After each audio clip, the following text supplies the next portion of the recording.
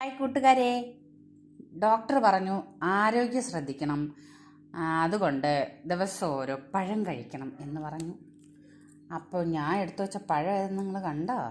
ചക്കപ്പഴം. ഞാനേ ഇതാ കഴിച്ചുകൊണ്ടാണ് സംസാരിക്കുന്നത് കേട്ടോ. സംഭവം ഇത് കുഴച്ചക്കയാണ്.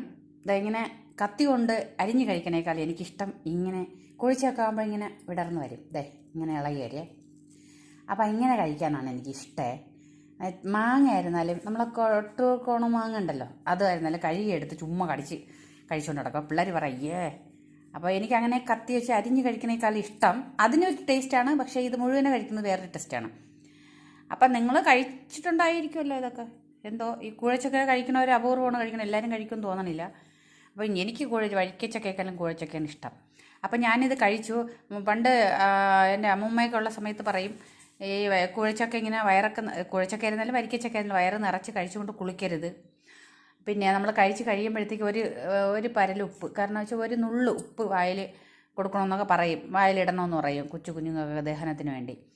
ഇങ്ങനെയൊക്കെ പറഞ്ഞിട്ടാണ് നമുക്ക് ചക്ക തരണത് പണ്ട്. അത് ഓർമ്മിച്ചതുകൊണ്ട് പറഞ്ഞാണേ. അപ്പം ഞാൻ ഒരു ചക്ക ഇങ്ങനെ കിട്ടിയതുകൊണ്ട് നല്ല മണമുണ്ട് കേട്ടോ. അത് നിങ്ങൾക്ക് അനുഭവപ്പെടില്ല. അങ്ങനെ ഞാനൊരു ഇതിൽ നിന്നൊരു വലിയ ചുളയാണ്, ചെറുതല്ലേ വലുതാണ്, പക്ഷേ കഴിക്കാൻ നല്ല ടേസ്റ്റുള്ള ചക്കയാണ്, നല്ല മണമുണ്ട്. അപ്പോൾ ഒരു 5 ചുള വരെ കഴിക്കാൻ തോന്നണം. പിന്നെ വിശന്നിരുന്ന ഒരു 10 ചുളയൊക്കെ കഴിക്കാം. അപ്പം ഞാൻ കഴിച്ചു. ഇതുപോലെ വരിക്കച്ചക്ക കുഴച്ചക്ക കിട്ടിയിട്ട് കുറച്ച് ദിവസമായി. എനിക്ക് ഇഷ്ടമായതുകൊണ്ട്